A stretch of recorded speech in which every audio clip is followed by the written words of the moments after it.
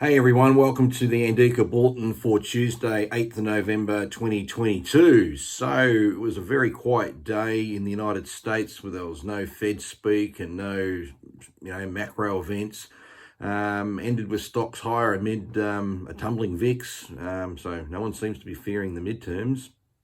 Bonds, Bitcoin, bullion and black gold were all a lot lower. So the futures continued to levitate overnight, despite a weaker open because of Apple production headlines. At the US cash open, US stocks quickly, puked back their gains, with small caps, Nasdaq, and the S&P all going in the red.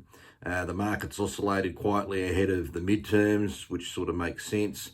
But then around 1:45 US time, with absolutely no headline catalyst whatsoever, a wave of buying suddenly hit every US index, lifting everything comfortably into the green onto the day. So the Dow was the best, up 1.3%. The S&P 0.9, Nasdaq 0.85, and the composite up 0.7. So the Dow was the best in the glue factory overnight. Other than that, very, very quiet, not much happening because the midterms of what's everyone's, waiting on and fixated on.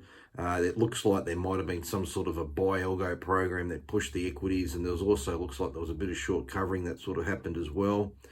The 10-year yield also rose to around about 4.2%, so that's testing previous highs, so that's an interesting thing to watch as well. US dollar tumbled as well. The Aussie dollar sitting around about 64.78. Crypto gains weren't doing all that much. Bitcoin 20,700 odd US a coin. That works out to be about 32,100 Aussie. Spot gold's about $1,678. It's unable, seem to be able to break through even 1680. Oil prices ended lower. There were hopes that China would end their silly, stupid zero COVID restrictions, but that didn't seem to happen. So that sort of took the sales out of oil as well. Oil finished around $96 as well. And really, the markets are just set to wait and see what's going to happen in the midterms. One thing I did come across that I just wanted to share as well, tracking indexes over the course of over the year can reveal a lot about, market trends and the sentiment.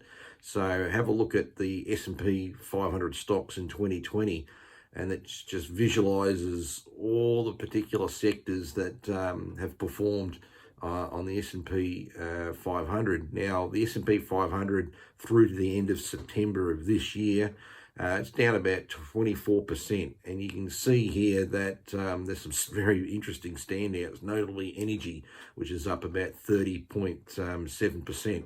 Every other particular sector that makes up the S&P 500, as you can see, is in the red, and some are in the red a lot more than the others. And communications are down nearly 40%, technology down nearly 32%, real estate down 30%, consumer cyclicals down 30%, and it's just a fascinating thing just to see.